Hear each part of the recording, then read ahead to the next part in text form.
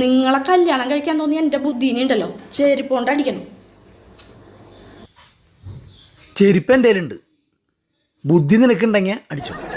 നിങ്ങളെൻ്റെ ഭർത്താവായി വരണേന്ന് ഞാൻ ആദ്യം അറിഞ്ഞെങ്കിൽ അന്ന് തന്നെ നിങ്ങൾക്ക് ഞാൻ വിഷം തന്നേനെ.